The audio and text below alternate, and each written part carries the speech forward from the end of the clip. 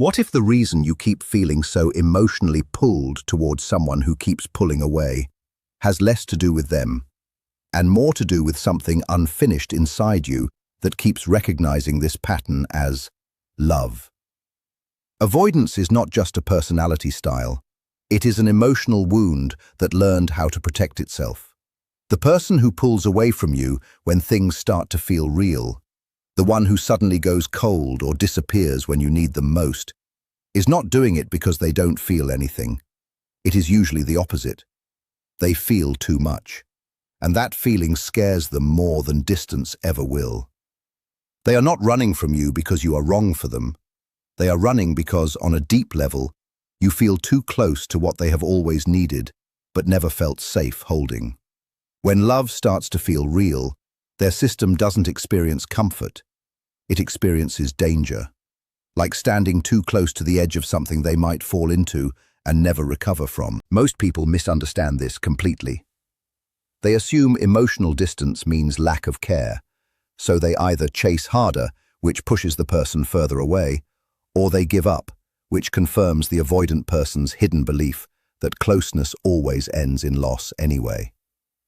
Both reactions miss what is really happening underneath. Avoidant behavior is not born from a conscious decision. No child chooses to turn love into something unsafe. It develops slowly through repeated emotional experiences where needs were ignored, dismissed, or treated like a burden. Over time, the nervous system learns a lesson without words. Needing people leads to pain. So the mind adapts in the only way it knows how. It builds distance. It creates self-reliance that looks like strength, but is actually protection. The child grows into an adult who can function alone, but inside still carries the same fear. If I need too much, I will be left. This is why closeness later in life becomes overwhelming. When they start to care about someone, it does not feel like soft connection.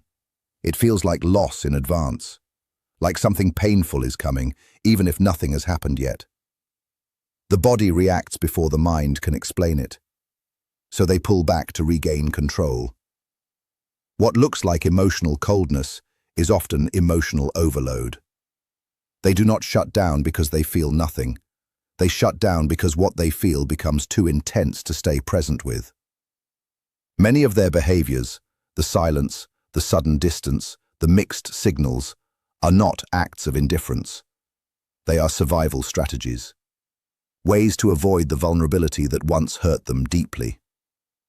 But the irony is that the same strategies that protect them also create the very loss they fear, because distance slowly pushes love away. Over time, this strengthens their belief that relationships are not stable and that it is safer not to fully rely on anyone. Each ending feels like proof, even though the pattern itself helped create the ending. What is often missed is that this is not fixed identity. It is a learned cycle, and what is learned can be unlearned. Between what someone feels and how they respond, there is usually a moment of choice. But for someone with deep avoidance patterns, that space becomes very small, especially in intimacy. The reaction happens fast, almost automatically, before awareness can step in. So when they pull away, it is not always a decision about you. It is an old survival response getting activated by closeness, dependency, or emotional intensity.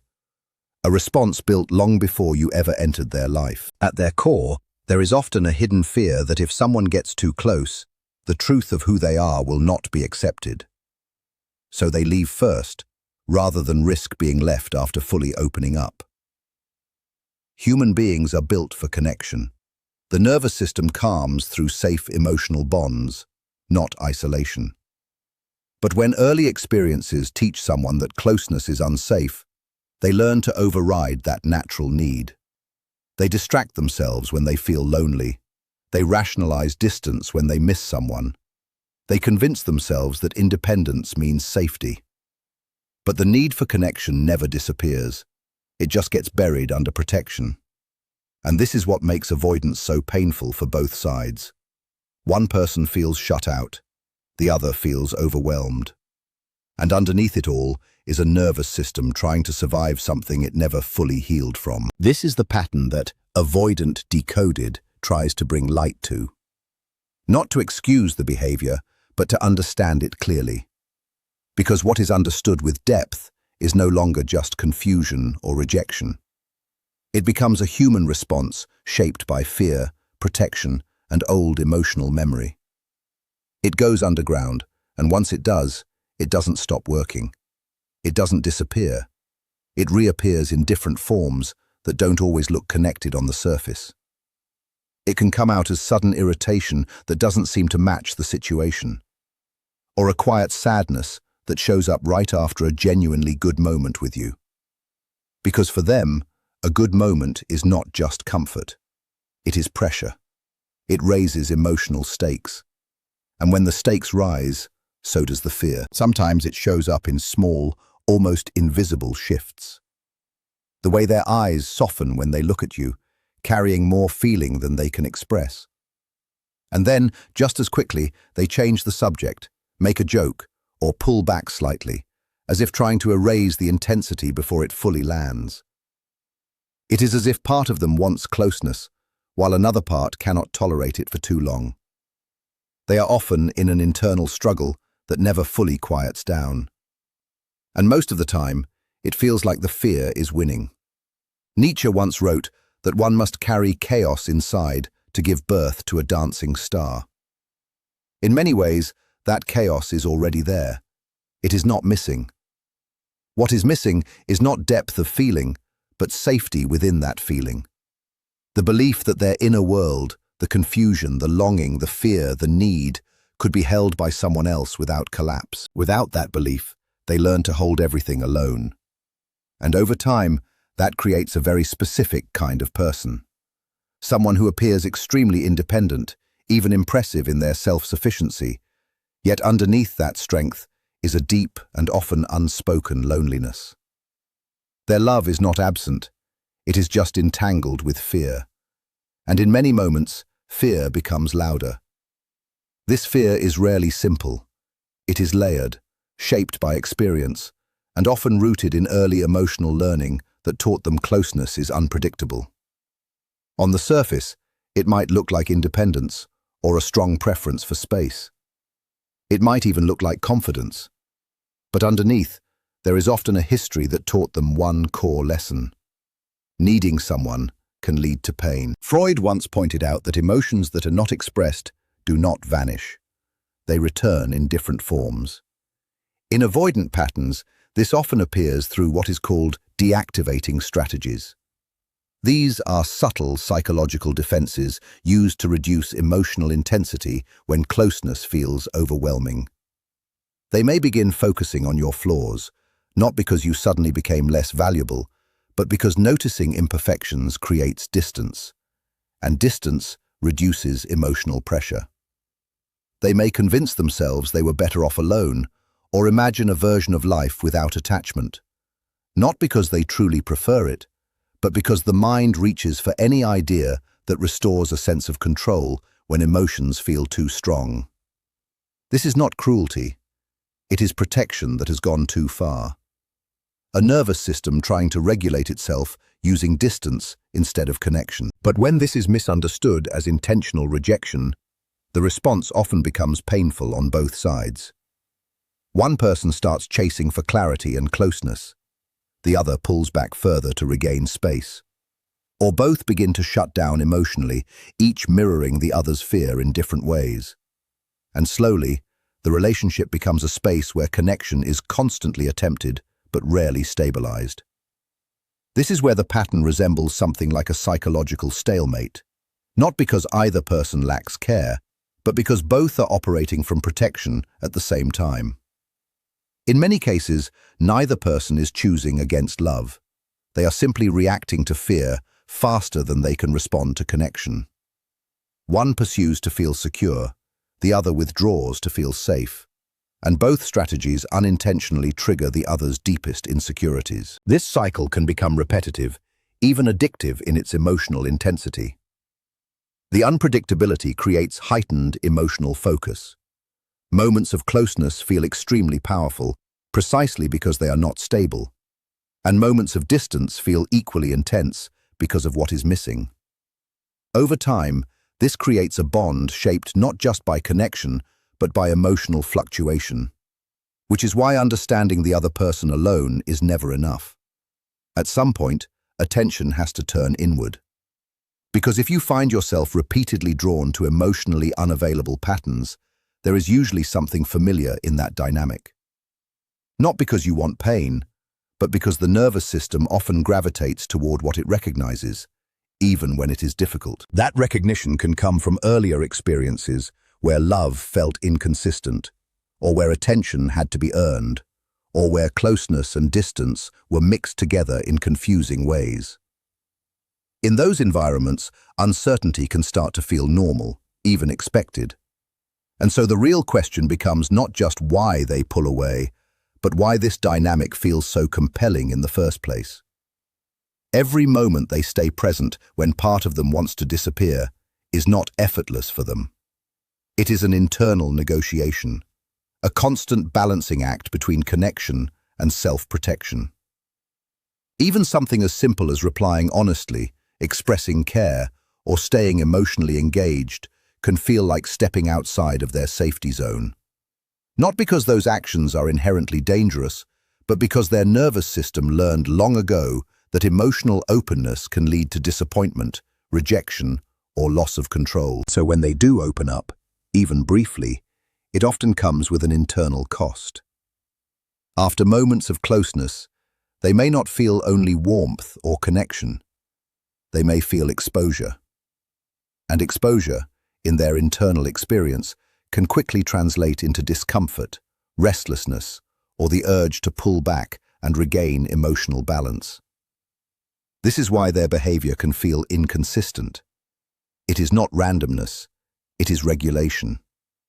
They move forward when connection feels safe enough to approach, and they move backward when that same connection begins to feel like too much emotional weight at once. What makes this even more complex is that the pull toward you does not disappear just because they withdraw. It remains underneath the distance. That is why avoidance often looks like a cycle instead of a straight line. Distance creates relief, but it also creates longing. And longing eventually brings them back again. So you are not dealing with someone who feels nothing. You are dealing with someone who feels, but cannot stay in the feeling for too long without triggering their internal alarm system. This is also why trying to interpret every action as intentional clarity can become misleading. Sometimes their presence reflects genuine connection, and sometimes their absence reflects internal overwhelm rather than a decision about you. The difficulty is that both can look similar on the surface, even though the internal experience behind them is very different. At the same time, understanding this does not mean ignoring your own emotional reality. Because while they are managing their internal fear of closeness, you are also experiencing the emotional impact of that distance. And that impact is real. Confusion, longing, frustration, and emotional uncertainty are not small things. They shape how safe or unsafe the relationship feels to you over time. This is where self-awareness becomes essential. Not just understanding their patterns, but also recognizing what those patterns activate in you. Because when closeness feels unpredictable, it can begin to create emotional dependency on brief moments of connection, followed by discomfort during distance. That push and pull can slowly become emotionally consuming if it is not consciously observed. In many cases, what keeps this dynamic alive is not only their fear of intimacy, but also your emotional response to inconsistency. The hope that things will stabilize, the meaning you assign to their return, the emotional intensity of reconnection after distance. All of these elements can deepen attachment even when stability is missing. So the real work is two-sided. On one side, there is learning to understand the avoidant pattern without turning it into a personal rejection every time it appears. On the other side, there is learning to stay grounded in your own emotional needs, instead of losing yourself in the cycle of uncertainty. Because love, in its healthiest form, is not just about understanding someone else's fear. It is also about not abandoning your own need for emotional steadiness in the process. Every time they choose presence over distance, it is never as simple as it looks from the outside. What appears like a small action, sending a message, responding warmly, staying engaged, can actually be the result of a very intense internal process. On the surface, it looks ordinary, but inside, it is often anything but ordinary. For someone with avoidant patterns, even basic emotional expression can feel like stepping into risk. Not because the moment itself is dangerous, but because their nervous system has learned to interpret closeness as something that comes with consequences. So when they are about to reach out, there is often hesitation before the action. A pause. A mental weighing of whether it is safe enough to show care. That pause matters more than the message itself. Inside that pause, there can be conflicting forces. One part of them wants connection. It wants to respond, to express warmth, to stay close. Another part immediately reacts with caution. That part asks questions like, what if I say too much? What if I become too visible emotionally? What if this creates expectations I cannot sustain? What if I get pulled in too deeply and lose control of my own emotional balance? So even something as simple as sending a message becomes a negotiation between connection and protection. This is why, when they finally do reach out, it is often not casual at all internally. It is a moment where fear did not fully take over. And that is why these moments, even though they may seem small from the outside, carry more weight in their internal experience than most people realize. William James spoke about how human behavior is shaped by repeated thought patterns and lived experience. Emotional patterns are not random. They are formed over time through repetition. What a person experiences again and again becomes what their nervous system expects, and what is expected becomes what feels normal. This is why change in emotional patterns is not quick. It does not happen through insight alone. It requires time, repetition, and new emotional experiences that slowly challenge old expectations. For someone with avoidant tendencies, the core expectation is often that closeness eventually leads to discomfort. Either emotional pressure, loss of autonomy, criticism, or emotional overwhelm. So their system learns to protect itself in advance by creating distance before things reach that point. This protection is not conscious most of the time. It is automatic, a learned reflex rather than a deliberate decision. That is why they may not always be able to clearly explain why they are pulling away. From their perspective, it can feel like something shifts inside them, even if nothing external has changed. This is also why consistent emotional safety is so important for any possibility of change. But safety here does not mean avoiding all emotional intensity. It means reducing the conditions that trigger their defensive responses. It means experiencing closeness without immediate emotional pressure, criticism, or withdrawal from the other side. However, this is where the emotional difficulty begins. Because the person on the other side of this dynamic is also experiencing something very real. While one person is trying to manage fear of closeness, the other is often trying to manage fear of inconsistency, uncertainty, and emotional distance. So the relationship becomes a space where two different nervous systems are trying to protect themselves in opposite ways. One protects by moving away, the other protects by moving closer. And in that difference, tension is created. The person who reaches out wants reassurance, consistency, emotional clarity. The person who withdraws wants space, calm, and emotional autonomy. Neither desire is wrong, but when they collide repeatedly without understanding, both people can become emotionally exhausted. At some point, the question shifts from, can they change, to something more grounded and realistic. Are they aware of their pattern, and are they willing to work with it? Because avoidant attachment is not one single fixed state. It exists on a spectrum of awareness. Some people begin to notice their withdrawal. They may reflect on it, feel some responsibility for it, and slowly try to adjust their responses over time. This does not mean they are instantly healed, but it means there is awareness present, and awareness is the starting point for change. Others are not yet at that stage. They may see their independence as a core identity rather than a protective response. In that case, emotional distance is not questioned. It is justified. It is explained as personality rather than pattern. And when something is seen as identity, it becomes much harder to shift. This difference matters deeply in relationships. Not because one person is better than the other, but because sustainable connection depends on mutual emotional capacity. Love alone is not enough to stabilize a dynamic where one person is consistently overwhelmed and the other is consistently uncertain. This is where a very important truth comes in. Real love does not require self-abandonment.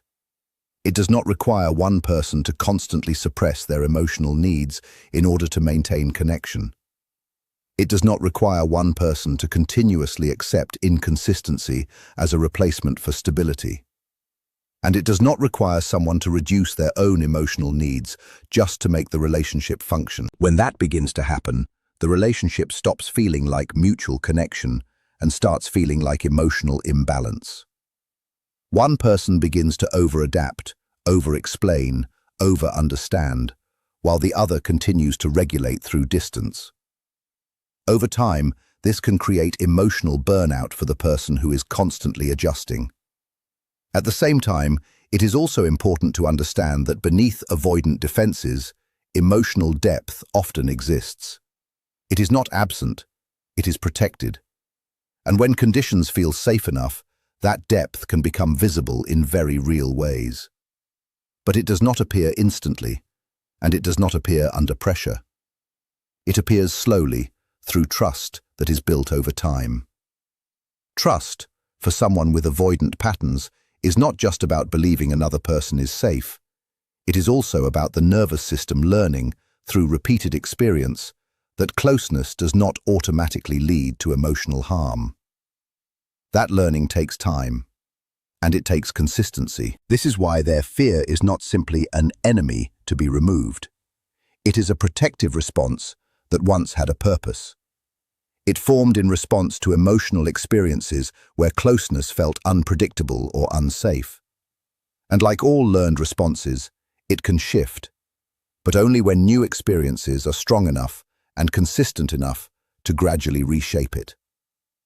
But that shift cannot be carried entirely by one person in the relationship.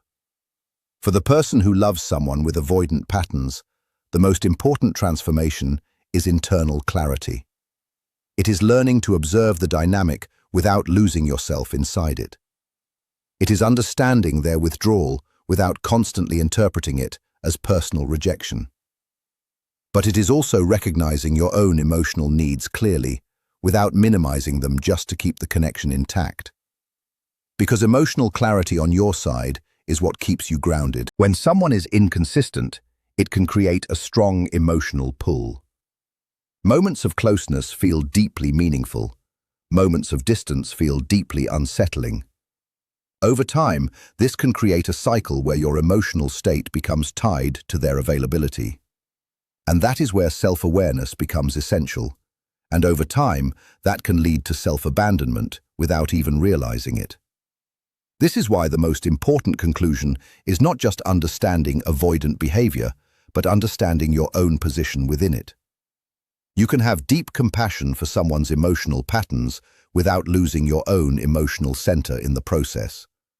Because ultimately, you are not responsible for healing another person's fear. You can support understanding. You can offer consistency. You can create emotional safety within your capacity. But you cannot carry the entire responsibility for their internal change. They must also meet you in that process. And if they are not willing or able to do that yet, then your responsibility shifts back to yourself. To remain emotionally whole, to stay aware of your needs, and to decide with clarity rather than confusion, whether the relationship you are in allows you to stay grounded while it unfolds.